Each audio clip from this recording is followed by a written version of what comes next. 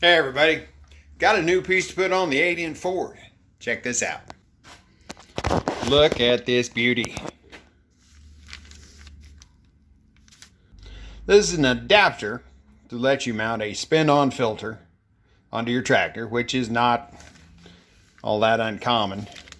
Most of the ones I saw when I got the tractor mounted vertically, to where when you unscrew the filter, the oil would run down the side of the tractor anyway, so it wasn't any cleaner than using the canister style.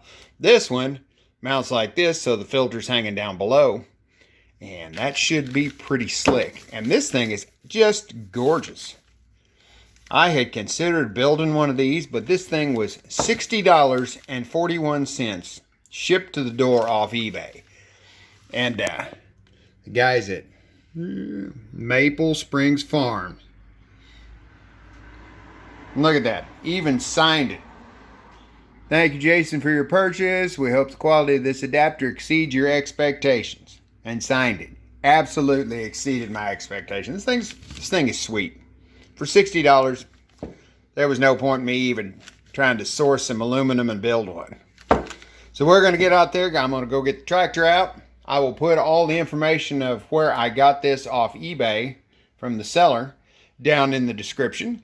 And we're going to get this installed. We've got the old girl up here. First thing we've got to do is get the old canister style off. And I want to add that there is absolutely nothing wrong with the canister style filter. It does its job perfectly. This is just something that I thought was cool. Might be a little cleaner changing the oil, but there's nothing wrong with this. But we're going to take off the oil inlet line here, the oil outlet, and the two bolts. Got the drain pan underneath to catch everything. So let's get that off there. Take off this bottom oil line. On the side. I had to get a double wrench. The lines are an inverted flare, so you've got an adapter fitting going into the canister. There we go. A 7/16 inch wrench for the line and a 1/2 inch for the adapter. Bottom one popped loose. This top one I had to hold the adapter to keep it from turning.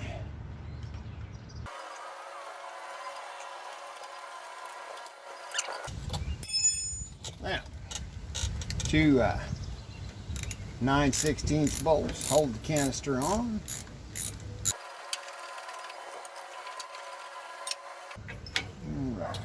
Set this down in the drain pan. I'm going to get a wire brush and brush that up a little bit. I'm not going to worry about getting it too clean because this will all come back off later because I'll be painting it. Since this has a thick flange, factory bolts won't work. They are 3/8/16 and these are 1.25 inches. And that gives it enough to go in there nicely as long as you're not using a bunch of lock washers or flat washer or everything. So I'm using 1.25 inch flanged head bolt, put a little Loctite on it. We'll put this on there. Now I was gonna dig through the bolt bucket and find some 3/8 inch bolts, but I'm going to replace both lines. And so I just went and got the new bolts, got the lines that I think will work. Looks good already. Okay, this thing came, like I said, those are inverted flare fittings on the lines. It's like a brake line. Now they sent along 2 of these straight fittings that will screw on 1/8 inch pipe thread on the one end and then the inverted flare for the 1/4 inch line on the other. What I think I'm going to do is this line here wraps around the back side of the head, goes to the oil block on the other side. Where it comes out of the engine goes to the oil pressure gauge, and then over here. You would need to bend this up and fit it in there. I'm going to make a new line for that because that felt pretty weak right there in the middle when I moved it. So we'll take that off and put a new line there. The other line is all the way down here and it needs to come out the side too. So you would have to bend that up and around and come in there. And that thing snakes around the front of the motor and goes over into the governor housing. Now, if you've got an older tractor that doesn't have the oil feed going in the governor, I'm not sure where it goes on the other side. But sure, if you follow the line, you'll figure it out. But what I'm going to do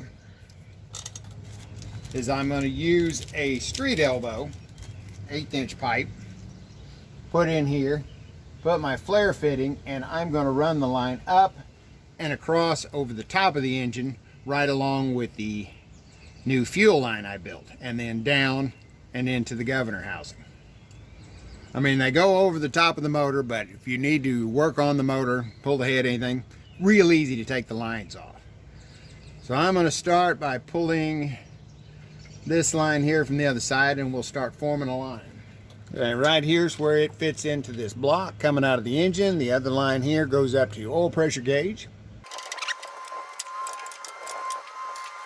Make sure that fitting is clean so you don't drop any dirt down in your oil hole.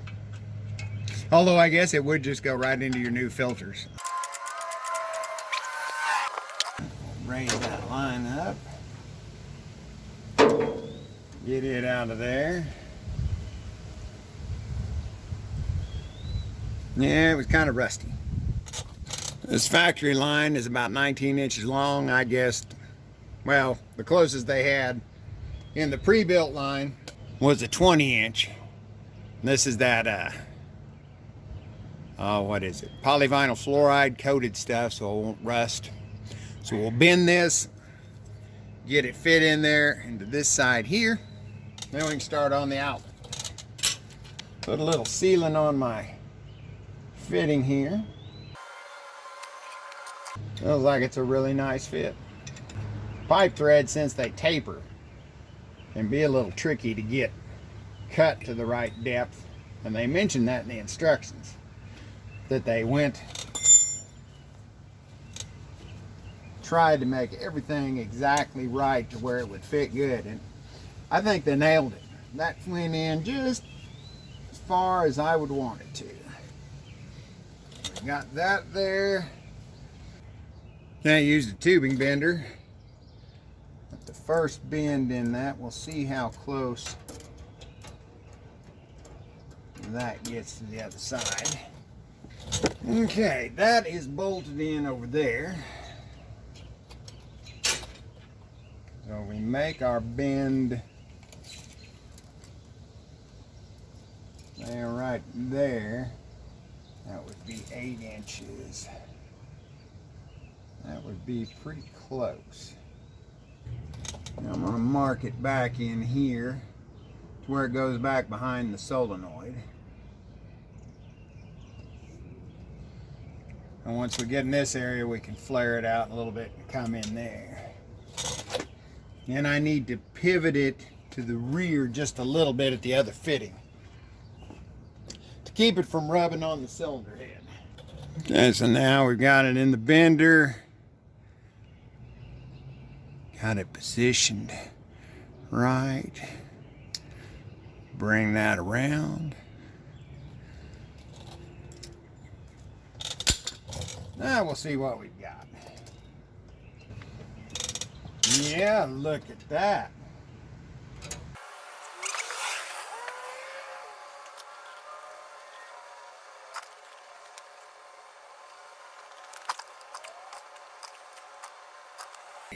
I am happy with that. Runs in there, runs in between the battery and the head.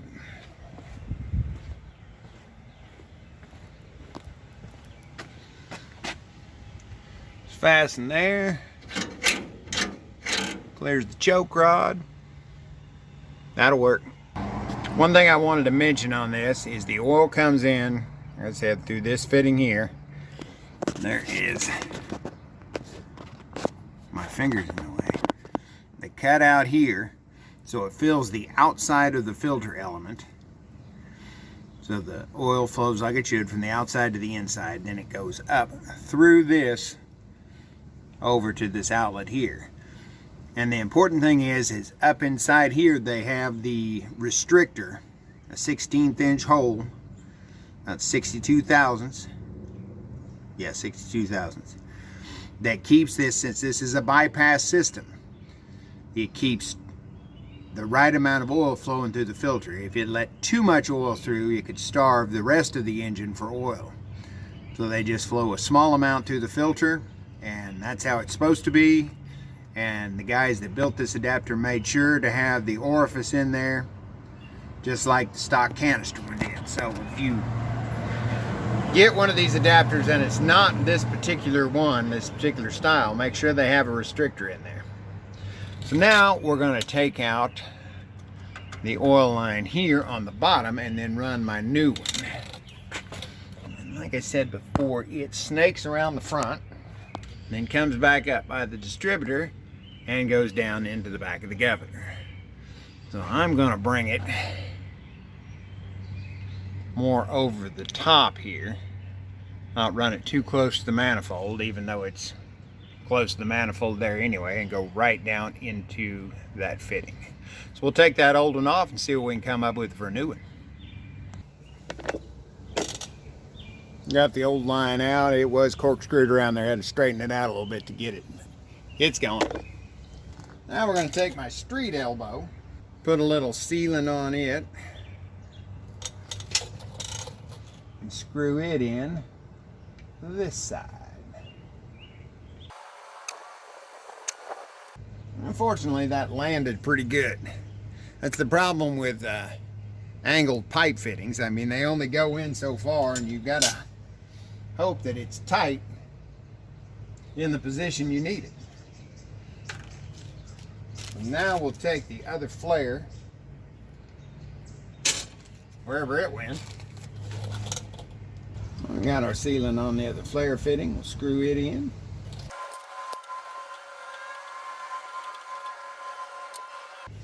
Now we need to figure out how to bend the new line.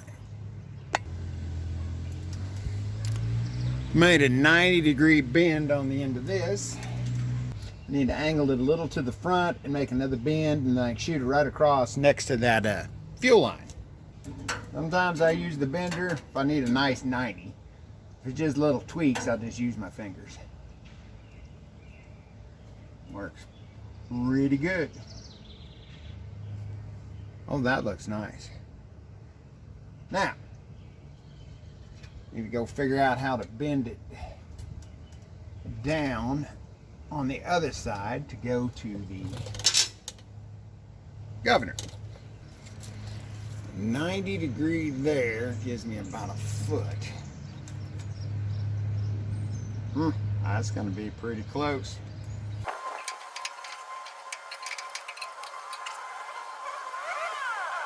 Okay, we're a little bit to the outside of the tractor there, so I'm going to make the angle on the other side a little sharper, and that will pull this side in. And that brought that much closer. A couple more little tweaks now to have it. The line is done. I had to put a little jog in it right there by the radiator hose because the line was just a touch too long.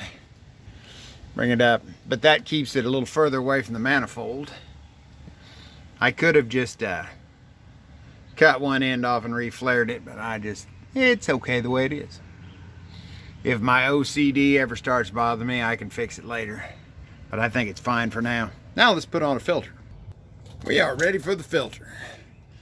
I'm using a 51068 Wix.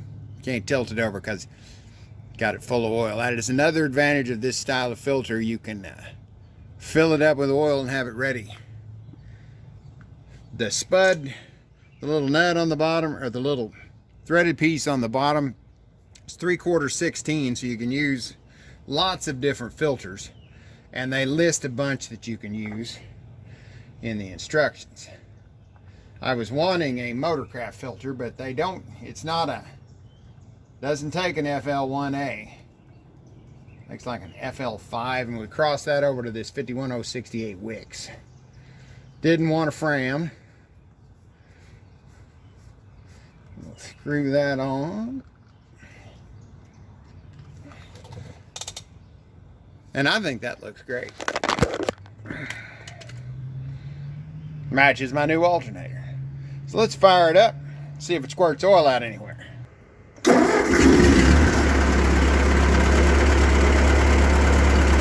We've got pressure.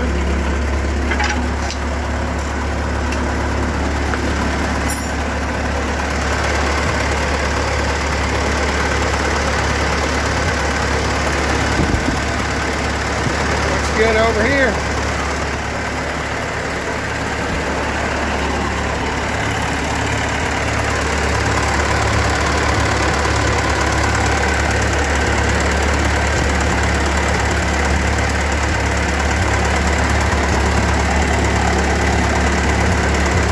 Tighten that one up a little more. Well, that fitting just needed a little snugging up. I don't think I completely tightened it earlier. And I probably should turn the gas on too.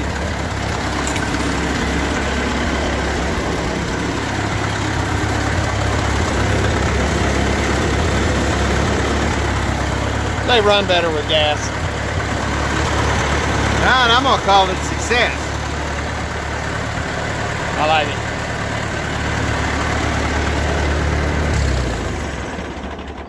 Well, that's all for this project.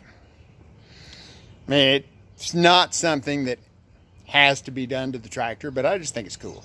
I like the way it looks, like the way it works. I will put, like I said earlier, I'm going to put all of the information I can find for this guy. Well, I think it's two guys that build this stuff, and put it down in the description. I bought this off eBay. I'll put his eBay account on there. So send this guy some money if you want to do this upgrade. I know this is a nice piece. It works great. I definitely recommend it. If you enjoyed this video, thought it was entertaining or informational, I would really appreciate a like and subscribe. Until next time, thanks for watching.